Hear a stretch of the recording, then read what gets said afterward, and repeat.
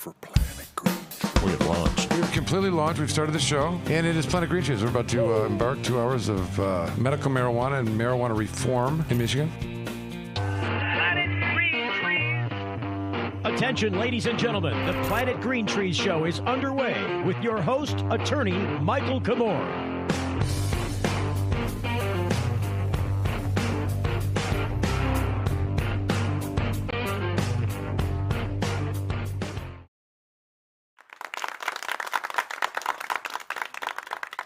Alrighty. We have launched. Welcome, everybody. Planet Green Trees, officially episode 538. We're calling it It's All Too Much. It's been too much. It's all too much. It's all too much. Today's date's November the 4th, 2021. What happened in October? And I'm your host, Michael Komorn of Komorn Law PLC. And we're about to embark on a couple hours of discussion, talk, analysis of the current state of affairs of the cannabis plant and what's happening in Michigan. And I have a number of entertaining individuals that promise to be funny and entertaining this week to help discuss those things. These are the topics we might talk about. There may be a rant of some kind. There's a message from the MRA Enforcement Director. Boom. What are they saying? I don't know. Prepare for the raids, people. Number 3, 4 cops, assistant DA among those charged in a $13 million illegal sale of marijuana. That sounds Of medical marijuana. unusual. Can Kansas cops seize cash from illegal marijuana sales in Missouri? Federal judge will decide. Oh, boy. Detroit voters approved decriminalization of magic mushrooms and other entheogenic plants. And, of course, there's the ongoing destruction of the MMA by House Bills 5301. 5301 is the one that amends the act, so that's definitely the one that needs to go. And the tie bar bills. They are type. I feel like I hear some stuff going on in the background. Is there? It's some music. Okay, good. I like that. It's good. Are we on an African safari? It sounds like we might be. We might be. All right, so let's introduce the panel here that's going to be funny tonight. First of all, we've got the Bunker Boys, Tommy, Justin, and Dangerous Dan, Dirty Dan. working on some Dangerous Dan. mixes from the Canna Jam. I think we're going to have some of those tonight. We only had 32 channels to mix, so that's the excuse being given anyways for the So delay. there's only 32. We were hoping to, by November the 4th, have album sales ready and fully mixed, but so goes the life of a music engineer. But nevertheless, we have, of course, batting ninth and playing right field, our dear friend and founder of the Michigan Parents for Compassion.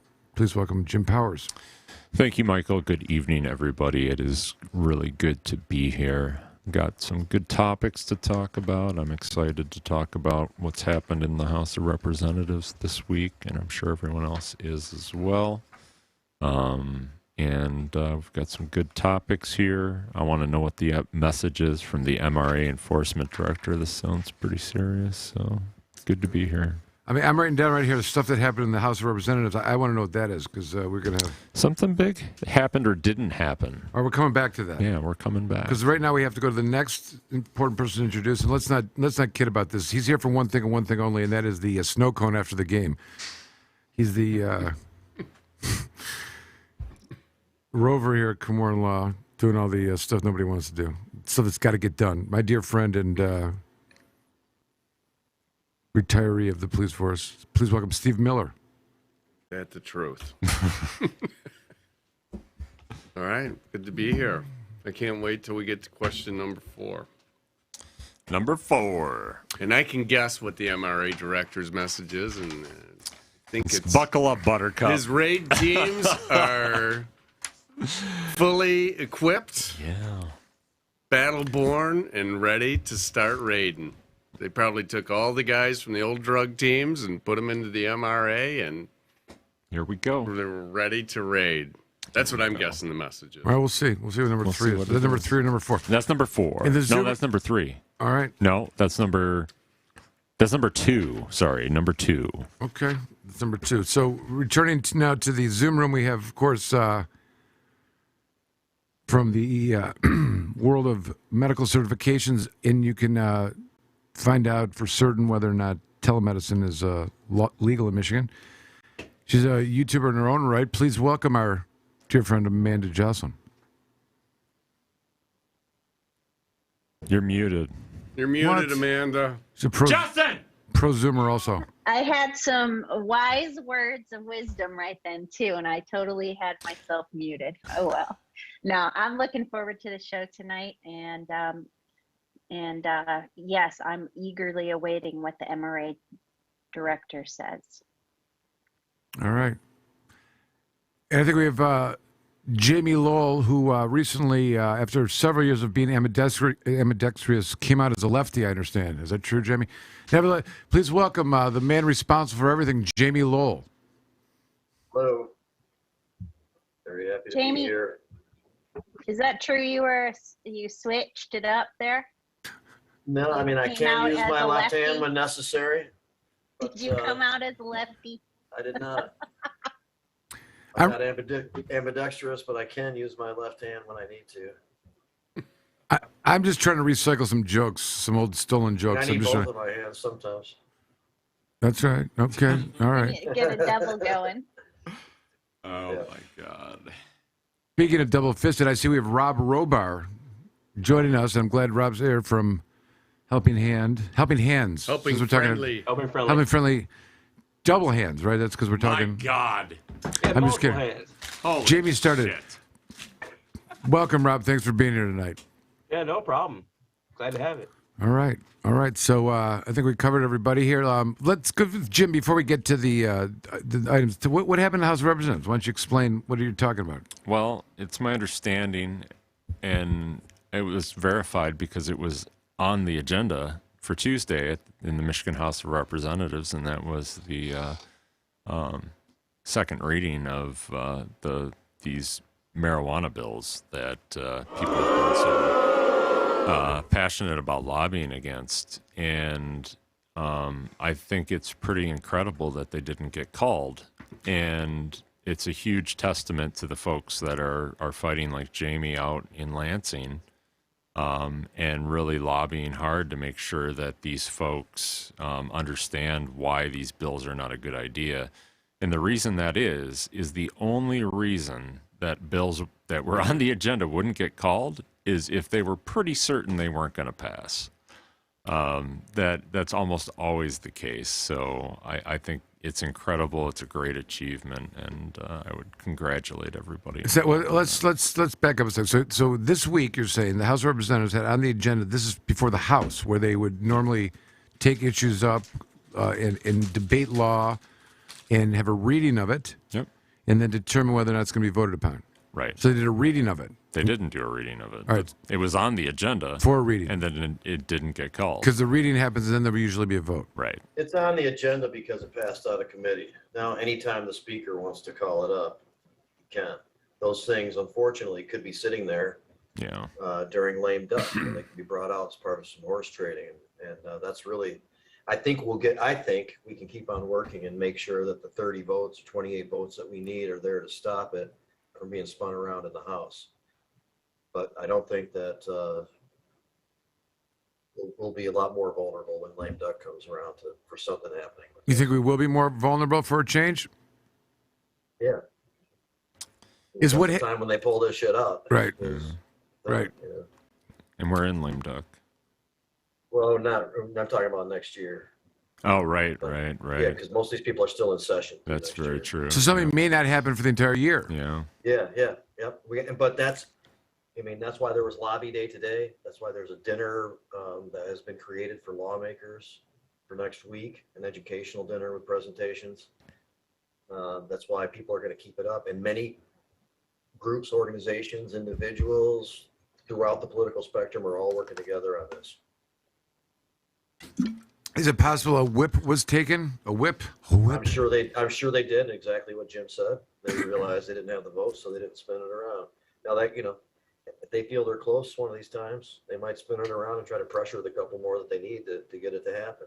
Yeah. They do that kind of shit. So we got to stay on it is the message. All right. Okay.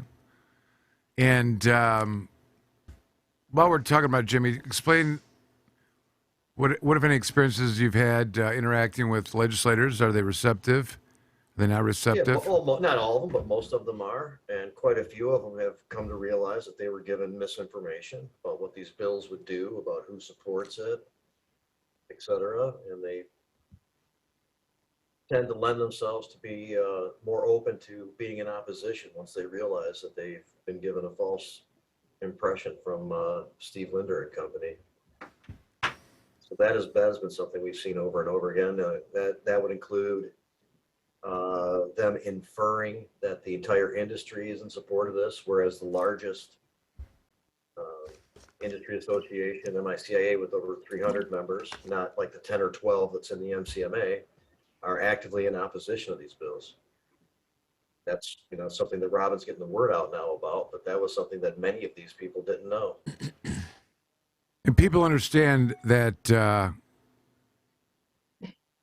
they may not, the representatives you're interacting with, many of them may not be aware of that. You're saying that's a point of interest, that they're just the only group that's advocating this, and there's no one else that supports it. They're the only ones that have given input, and no other important stakeholders have been at the table. The other thing that the lawmakers are generally understanding of is that it has not been a fair process, and that we will say we're not, and they also are told that we're not willing to discuss this or negotiate.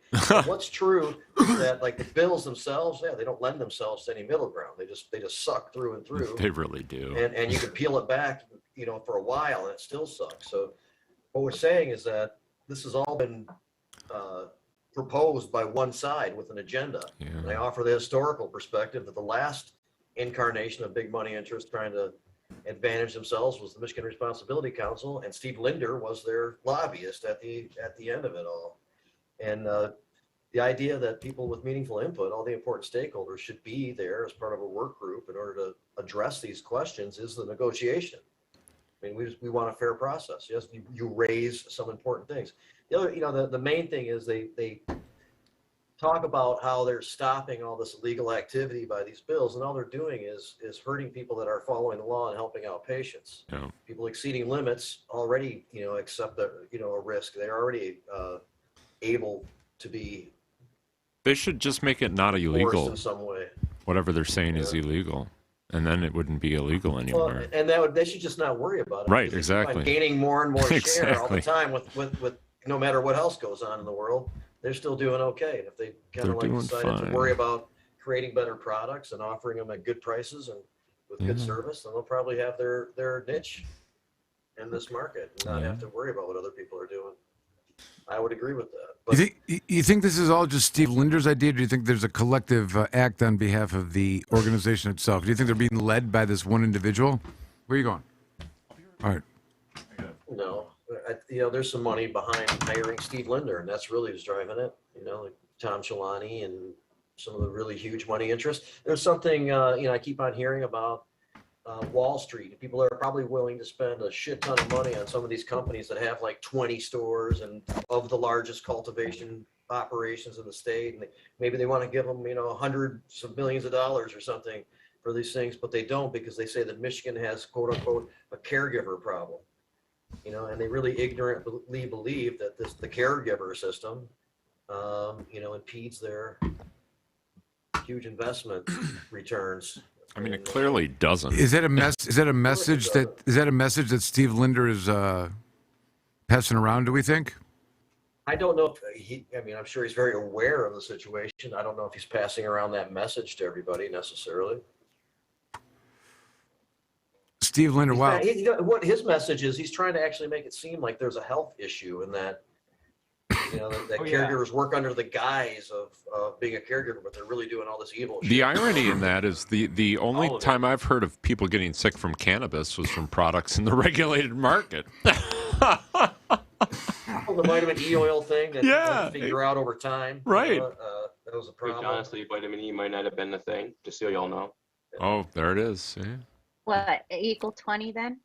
Or No, vitamin it really E? could What have do you been think? honestly been really poorly, and I'm speaking this on because we're talking about the DA issue later. But really, honestly, poor processing of DA could have led to a lot of those things as well. Just in the unregulated markets. So even though that we're going to have a conversation about the other, I can't say that that people weren't pulling out dirty shit. For sure. You know what I mean? But yeah, no, I mean, 100%. It's all been pushed this way now. It's all been pushed about being a health issue, regardless of what it is. You know, there's first I want to say Steve Linder. Sorry if I. No. Please jump in. It's a free for all right now. There's no rules. I know I didn't want to step on Jamie or anything. I just because he was going. So I mean, you know what I mean. It's all right, man. You know. So what it comes down to, people do understand this is being driven by one source without opportunity for all the other necessary stakeholders to weigh in. We've pointed out that it doesn't actually address the issues that they discuss. It actually hurts people, hurts the small business economy. And, we need to maybe have these discussions on what to do with whatever the issues and concerns are, but that should be done during a fair process. And I think that discussion has really helped to, and we mentioned, of course, the largest industry association doesn't support this, so it's all, these guys are on an island. And I think that's one of the reasons why we have the votes in opposition to this, and a lot of the lawmakers helping us try to put together such a work group.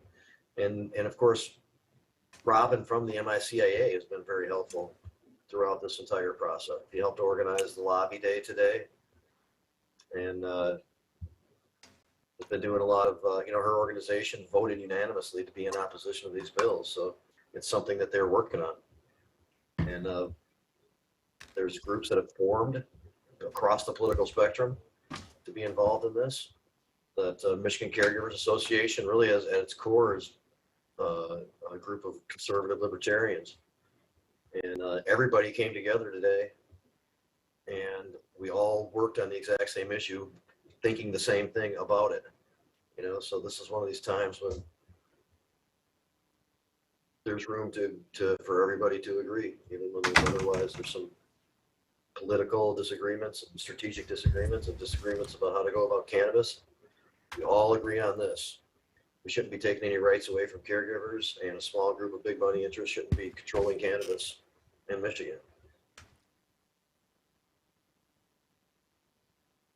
But they're going to get away with something, man. I mean, I hate to say that, but like the whole they're going to end up walking away with like something out of this, and then still not stopping. That's my concern. And the lame duck thing is a big concern too. But doing what we're doing is stopping just a complete rollover of a lot of things that we're concerned about.